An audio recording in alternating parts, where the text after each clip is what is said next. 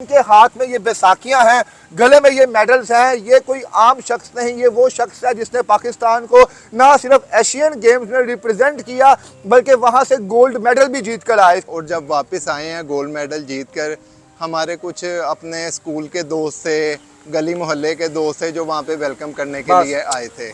मैंने 2000 में गेम शुरू की थी और 2010-11 तक मैंने जो है वो बेशुमार कंपटीशन खेले हैं। पछतावा अब होता है, पहले तो बड़ा फ़ख्र होता था कि पाकिस्तान के लिए मेडल लेकर आना। मैं 2007 में जो है वो एशियन गेम में गया, वहाँ पे मैंने 145 केजी बेंच प्रेस उठाया, power lifting.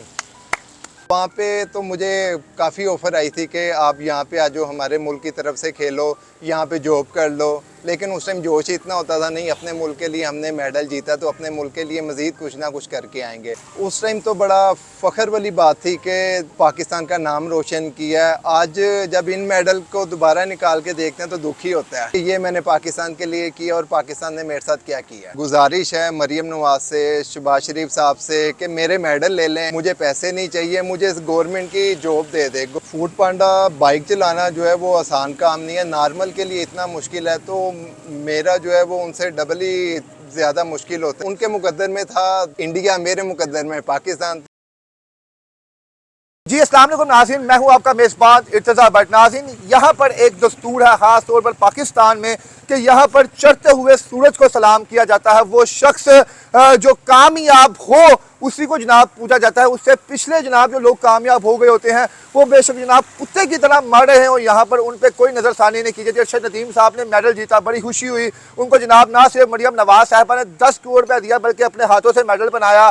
Chief of army staff ने उन्हें इन्वाइट किया जी। उसके अलावा जनाब शहबाज शरीफ साहब ने जनाब उन्हें अपने साथ बिठाकर खाना खिलाया। ये एक कहानी का एक रुख है।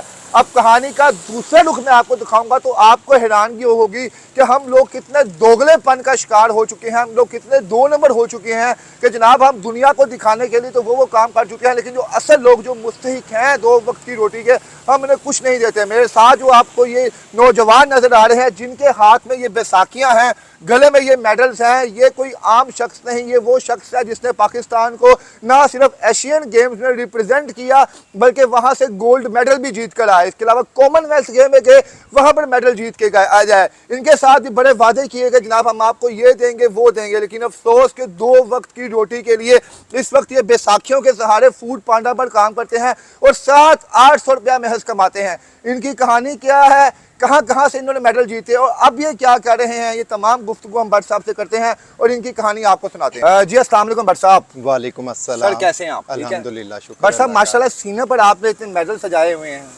ये मेडल आपने कहाँ कहाँ से जीते? थोड़ा अपना तारुफ हमें करवाएं, हमारे नाजरीन को बताएं कि आप किस बला का नाम थे, लोग आपसे कितना डरते थे और आज आप किस हाल में आ गए हैं। बिस्मिल्लाहिर्रहमानिर्रहीम। मेरा नाम नासिर भट्ट है और मुझे बचपन में ही पोलियो हो गया था 2 साल की एज में, जिसके बाद मैं बिल्कुल नहीं चल सकता था।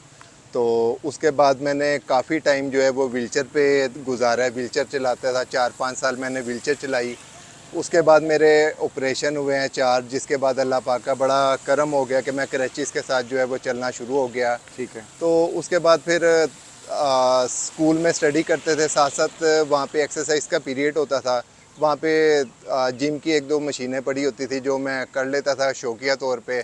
मेरे टीचर ने फिर मुझे एडवाइस दी कि आप प्रॉपर तरीके से जो है वो जिम शुरू कर लें। मैंने जिम शुरू किया है। उसके बाद ऐसा ऐसा मैंने कंपटीशन, हमारे स्पेशल पर्सन के कंपटीशन होते थे वो मैंने खेले हैं, उनमें मैं जीतना शुरू हुआ हूँ। उसके बाद फिर नॉर्मल के कंपटीशन होते थे पावर लिफ्टिंग के, उसमें मैंने पार्टिसिपेट किया। उनके साथ काफ़ी हैवी कंपटीशन मेरे होते थे, वहाँ से मैंने अल्लाह पाक का बड़ा करम है उनसे जीता। उसके बाद पूरे पाकिस्तान में हमारी सिलेक्शन होती थी कंपटीशन के बाद कि किसे सिलेक्ट किया जाए। कितने लोगों में सर वो आपकी सिलेक्शन होती थी जो वहाँ पे जो आए होते थे खिलाड़ी साथी, कितने की तादाद होती थी? पूरे पाकिस्तान के होते थे वो, तो तकरीबन कोई 25, 30, 35 के करीब खिलाड़ी होते थे जो बड़े खास होते थे। हाँ जी, जो मतलब सबसे बेस्ट है। यानी कि उन 35 लोगों में आपकी सिलेक्शन पाकिस्तान में हुई? हाँ जी, ठीक है, माशाल्लाह सिलेक्शन हुई। उसके बाद मैं सबसे पहले पैरा ओलंपिक्स गेम में 2004 में गया, पाकिस्तान को प्रेजेंट किया। वो मेरा फर्स्ट एक्सपीरियंस था। उसके बाद फिर मैं 2007 में जो है वो एशियन गेम में गया। वहाँ पे मैंने 145 केजी बेंच प्रेस उठाया, पावर लिफ्टिंग। तो वहाँ पे गोल्ड मेडल मैंने जीता। तो बड़ा उस टाइम एक फ़ख्र का लम्हा होता है कि पाकिस्तान का नाम रोशन किया है, बड़ा दिल खुश होता है। उस वक्त कितने आपके कंपटीटर्स थे वहाँ पर, कौन कौन से मुल्क से लोग आए हुए थे, और जब आपको ये मेडल पहनाया जा रहा था वहाँ पे कौन सी पोजीशन वहाँ पर आई थी आपकी, ये बताएं पहले। वहाँ पे मेरी जो क्लास है वो 58 की क्लास थी, बॉडी वेट के हिसाब से ये यानी कि क्लास होती है। 58 केजी आपका वजन था और आपने 145 किलो वजन उठाया था हाँ बॉडी वेट के लिहाज से। वाह वाह वाह साहब। तो उसमें तकरीबन 15 मुल्क के खिलाड़ी थे। इंडिया था, मलेशिया के थे, कोरिया, चाइना, काफ़ी ममालिक के थे। तो उसमें मैंने 145 केजी वेट उठाया। तो फिर बड़ी खुशी होती है कि जब किसी के आपकी वजह से आपके मुल्क का नाम रोशन होता है। उसके बाद फिर वहाँ पे पाकिस्तान का झंडा लहराया जाए, उसके बाद कौमी तराना किसी और मुल्क में आपकी वजह से चलाया जाए, तो ये बड़े खुशी की बात होती है, बड़ी फ़ख्र की बात होती है। बट साहब एक वो वक्त था कि लाखों शायकीन के सामने आपको खड़ा किया गया था, आपको नंबर 1 पोजीशन के रैंक पे थे आप, और आपको मेडल पहनाया जा रहा था, पाकिस्तानी झंडे हवाओं में लहरा रहे थे। और एक वो वक्त था कि आप लाहौर की सड़कों में 2 वक्त की रोटी के लिए फूड पांडा पर एज अ राइडर जॉब कर रहे हैं। क्या समझते हैं आप जनाब कि नाइंसाफ़ी हुई आपके साथ इस मुल्क में? नाइंसाफ़ी हुई है, क्योंकि जब हम लोग गए थे तो बात वही है कि कोई मीडिया नहीं था, किसी ने सपोर्ट नहीं किया। और जब वापस आए हैं गोल्ड मेडल जीत कर, हमारे कुछ अपने स्कूल के दोस्त थे, गली मोहल्ले के दोस्त थे जो वहाँ पे वेलकम करने के लिए आए थे। तो मतलब कोई गवर्नमेंट ऑफिशियल वहाँ पे नहीं आया था? कोई गवर्नमेंट ऑफिशियल जी नाज़रीन, ये मुनाफकत की आप इंतहा देखें कि ये भी शख्स था जिसने पाकिस्तान को रिप्रेजेंट किया, और जब गोल्ड मेडल जीतकर वहाँ से वापस आए तो कोई भी ऑफिशियल वहाँ पर मौजूद नहीं था, कोई भी मीडिया पर्सन वहाँ पर मौजूद था, कोई भी सेलिब्रिटी वहाँ पर मौजूद नहीं थी। मौजूद थे तो इनके मोहल्लेदार और इनके दोस्त अहबाब। और अब आप अर्शे नदीम की दफ़ा देख लेंगे जनाब, पूरा पाकिस्तान को सजाया गया दुल्हन की तरह, हर शख्स ने उसको मधु किया। आप बेहतर समझ सकते हैं कि जनाब इसके पीछे क्या था और इनके पीछे क्या था। वक्त वक्त की बात होती है। अच्छा, इसके बाद सर क्या उस टाइम किसकी हुकूमत थी? उस टाइम मुशर्रफ की हुकूमत थी शायद, तो ये भी नहीं मुझे याद। 2000 कब की बात है? 2007 की बात है। 2007 की बात है। तब परवेज मुशर्रफ साहब की हुकूमत खत्म हो रही थी और बेनज़ीर साहिबा की हुकूमत आ रही थी। हाँ जी, इसी तरह शायद। तो मतलब बड़ा दुख होता है जब एयरपोर्ट पे आए हैं तो कोई भी नहीं होता वेलकम करने के लिए। और पाकिस्तान का अरशद नदीम नहीं, कोई भी खिलाड़ी या स्पोर्ट्स में कोई भी क्रिकेट का कोई खिलाड़ी आता है, जीतता है, तो अभी वो अपने मुल्क नहीं आते और टीवी पे पहले ही उनकी इतनी चर्चे हो जाते हैं कि हमारा एथलीट ये कराया, हमारा एथलीट वो कराया। जी नाज़रीन, ये भी बात ठीक कह रहे हैं भट्ट साहब के चर्चे पहले होते हैं। एथलीट अगर आपने दिखाना ना पाकिस्तान में दुनिया भर को क्या एथलीट क्या कर रहा है, तो ये भट्ट साहब की बाइक दिखाएं, भट्ट साहब की बैसाखियाँ दिखाएं और गले में पहने हुए मेडल दिखाएं। ये आपका असल चेहरा है जो आपने दुनिया को दिखाना है कि हम यहाँ पर गोल्ड मेडलिस्ट जो स्पोर्ट्समैन हैं उनके साथ कैसा रवैया और कैसा बर्ताव करते हैं। भट्ट साहब, जब आप जीते होंगे तब इंटरनेशनल मीडिया ने आपको कवर किया होगा, उस वक्त आप वहाँ पर मौजूद थे, पाकिस्तान में सुर्खियों में आपके नाम लगे होंगे। तो तब कभी सोचा था उस वक्त कि एक टाइम पे इसी मुल्क में ये हालात भी आएंगे कि जॉबलेस होंगे आप, मेडल्स पहन के आपको 700-800 रुपये दिहाड़ी पे काम करना पड़ेगा? वहाँ पे तो मीडिया ने हमें इतना प्रोटोकॉल दिया है, बल्कि एयरपोर्ट से जिस टाइम हम निकलते हैं तो हमारा इस तरह वेलकम किया जाता है जैसे यहाँ पे अरशद नदीम का किया गया है। वाह वाह। पूरी वहाँ मुनाफकत नहीं है? नहीं, वहाँ पे मुनाफकत नहीं है, वहाँ पे नॉर्मल परसेंट है, कोई स्पेशल परसेंट है, वहाँ पे सबके लिए एक जैसा कानून है। तो वो उन्होंने बड़े अच्छे तरीके से हमारा वेलकम करते थे और इतने वहाँ पे इंटरव्यू हुए और यही ख्वाहिश थी कि इसी तरह पाकिस्तान में भी होगा। पाकिस्तान में कुछ भी नहीं था। पाकिस्तान में इसका ऑपोजिट ही हुआ, ऐसा कुछ भी नहीं हुआ। बट साहब, कितने साल आप जुड़े रहे हैं अपने इस फील्ड से? कितने साल आपने पाकिस्तान को रिप्रेजेंट किया? मैंने 2000 में गेम शुरू की थी और 2010-11 तक मैंने जो है वो बेशुमार कंपटीशन खेले हैं। एबटाबाद में हमारे कंपटीशन होते थे, वहाँ पे मैं लगातार जो है 15 साल। अच्छा साहब, आपने ये जो शहबाज शरीफ साहब ने, याद है आपको कि एक स्पोर्ट्स गाला मुनक़िद करवाया था all over the world, Punjab के Punjab festival, Punjab youth festival, उसका भी हिस्सा रहे हैं आप? हाँ जी, उसमें भी मैंने, उसमें व्हीलचेयर रेस का कंपटीशन हुआ था, उसमें मैं थर्ड आया था। राना मशहूर साहब ने, अरशद नदीम साहब जब जीत रहे थे तो ये कहा ताली मार के सर देखिए ये आपका विजन है। तो ये आप भी तो उनका विजन है, तो आपके ऊपर इतनी मोहब्बत और रहमत क्यों नहीं हो रही सर? पता नहीं वो कोई खास विजन था, हमारी तरफ ऐसा कोई विजन नहीं है। तो राणा मशहूर साहब, सरकार दो हाथों से सलाम है आपको जनाब। ये भी मियाँ साहब का लगाया हुआ पौधा है जनाब। इस पौधे में थोड़ा सा पानी डाल दें, ये ना हो कि ये पौधा बेचारा जो है हमेशा हमेशा के लिए मुरझा जाए। अरशद नदीम माना जी मियाँ साहब का लगाया गया पौधा था, उसे दुनिया भर में नाम पैदा किया और इस शख्स ने भी दुनिया भर में पाकिस्तान का नाम पैदा किया। पर अफसोस कि ये शख्स आपकी आंखों से दूर है और इस वक्त अपनी फैमिली के लिए 2 वक्त की रोटी कमा रहा है। बट साहब पछतावा होता है, ये ईमानदारी से बताना, ठीक है? हमें भी पाकिस्तान से मोहब्बत है और रहेगी, मरते दम तक रहेगी।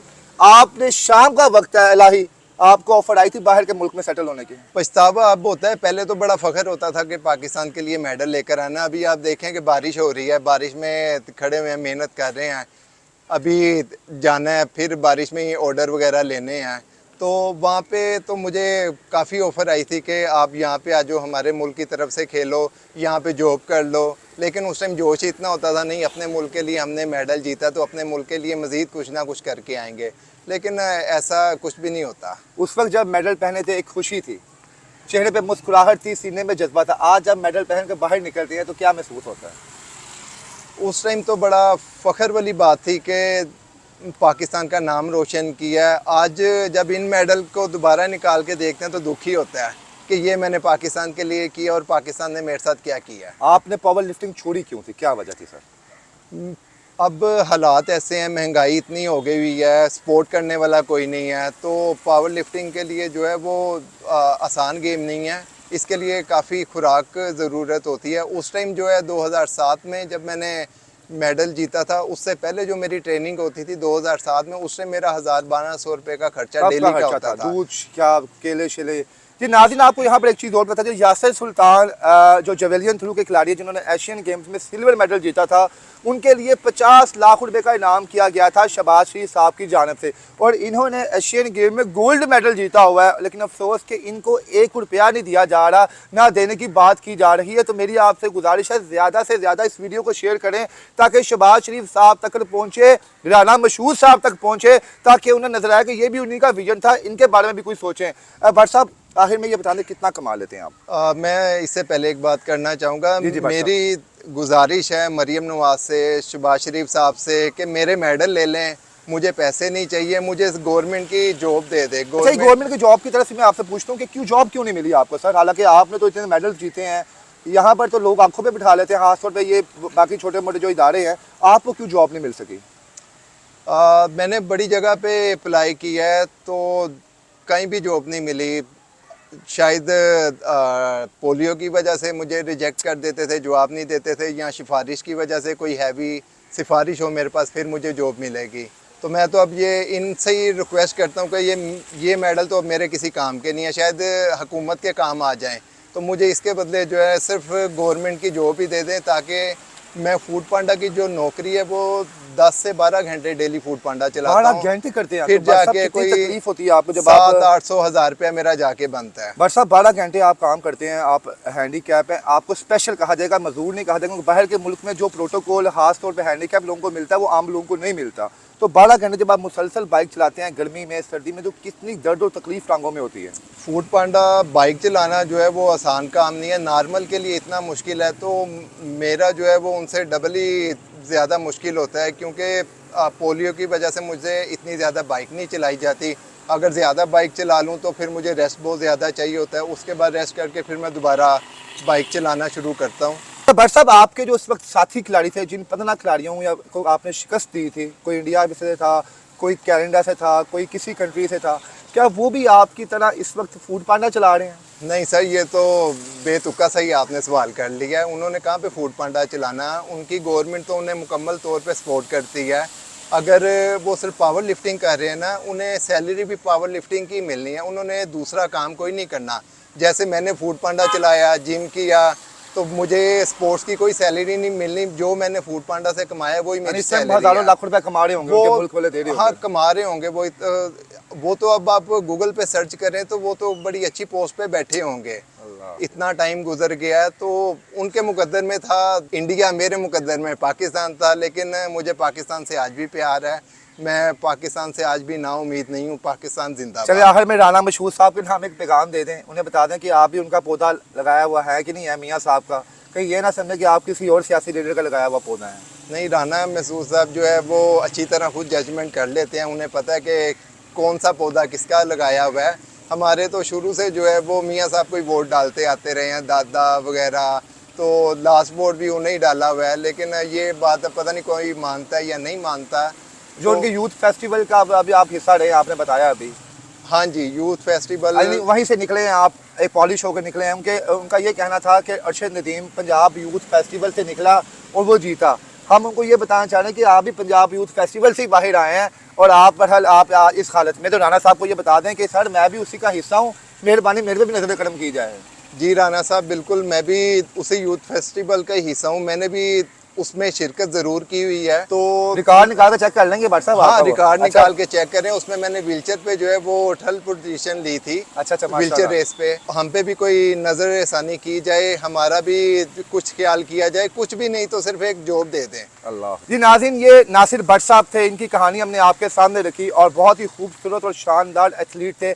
ये इमेजिन करें कि इनका वजन 65 kg था और इन्होंने 145 किलो वजन बेंच प्रेस पे उठाया, जो कि नाकाबिले यकीन है। पाकिस्तान की अगर आप हिस्ट्री उठा के देख लें तो शायद बहुत ही कम ऐसे पावर लिफ्टर होंगे कि जो इतना वजन सही हालत में उठा सकते होंगे, लेकिन मजदूरी की हालत में इन्होंने उठाया। अभी भी कोई शिकवा नहीं है अपने मुल्क से, पर दुख ज़रूर है कि काश मैं उस वक्त अपने उन दोस्तों की बात मान लेता जो मुझे अपने पास बुला रहे थे। कोई कनाडा बुला रहा था तो कोई पेरिस बुला रहा था। बट अब मैंने सोचा कि मैं पाकिस्तान में रहूँ और पाकिस्तान की नुमाइंदगी करता रहूँ। पाकिस्तान की नुमाइंदगी करने की ये जनाब इनको सज़ा कह लें आप, या आप इनको इनाम कह लें, ये इनको यहाँ पर मिला है। लेकिन फिर भी इनके लबों पर मुस्कुराहट है। 700-800 रुपये कमाते हैं, लेकिन उस पर भी ये हैप्पी हैं। छोटी सी गुजारिश किया मरियम साहिबा आपसे कि खुदारा इनको आप करोड़ों रुपया इनाम ना दें, बहरहाल आप इन्हें एक छोटी सी जॉब दे दें जहाँ पे भट्ट साहब जॉब करें और अपना शौक पूरा कर सकें। इसके साथ ही मुझे इजाज़त दें। अभी अल्लाह।